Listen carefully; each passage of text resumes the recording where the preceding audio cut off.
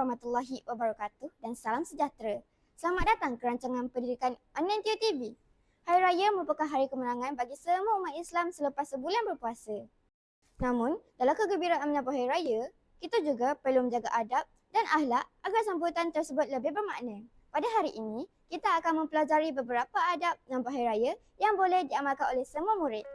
Antara adab menyambut Hari Raya ialah memakai pakaian yang bersih, kemas dan sopan. Pakaian yang cantik bukan sahaja untuk bergaya, tetapi sebagai tanda kita menghormati hari yang mulia ini.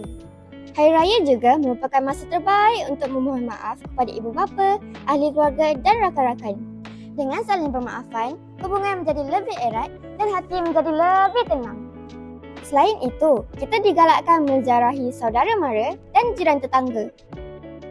Amalan ini dapat mengeratkan hubungan silaturahim dan memupuk semangat perpaduan dalam masyarakat. Ketika berkunjung ke rumah orang lain, kita juga perlu menjaga adab dan tingkah laku. Antaranya, tidak membuat bising, tidak berebut makanan dan menghormati tuan rumah. Adab yang baik mencerminkan kepribadian yang mulia. Hari Raya bukan sahaja tentang pakaian baharu atau jualan yang lazat, tetapi lebih penting ialah nilai kasih sayang, hormat menghormati dan kesyukuran. Marilah kita menyambut Hari Raya dengan penuh adab dan akhlak yang baik.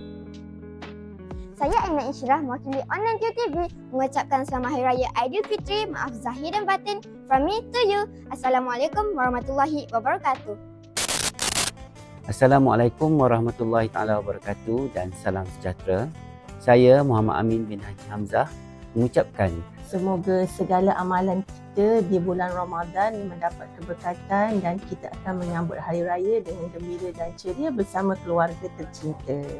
Daripada kita menyambut kemeriahan Aidilfitri, jangan dilupa pada yang telah tiada. anak-anak perantauan di Putrajaya berhati-hati memandu pulang ke kampung. Ingatlah keluarga yang tersayang. Dan di kesempatan ini juga saya ingin mengajak ibu bapa, anak-anak serta warga sekolah untuk sentiasa menjaga keselamatan diri. Jaga makan. Pakai baju cantik-cantik tau. Dan jangan main mercun. Kutip duit raya banyak-banyak, sekaligus banyak sangat. Hati-hati memandu. Jaga kesihatan. Jangan main mercun. I would like to wish everyone a very happy Hari Raya. May this festival bring you and your family happiness, peace and joy.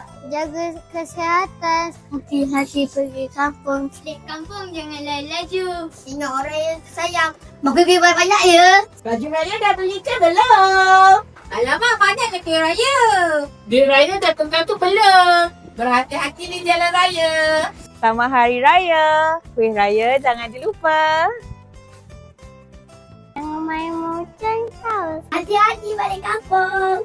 Jangan main mercun. Kumpul duit raya banyak-banyak. Hati-hati di jalan raya. Duit raya jangan lupa. Ketupat lemang dah order ke? Yang penting servis kereta dulu tau. Pergi ke taman memetik bunga melati harum baunya. Hari Raya tiba menderma. Salam Aidilfitri buat semua. Semoga Aidilfitri ini menjadi lebih bermakna untuk semua. Kami mengucapkan Selamat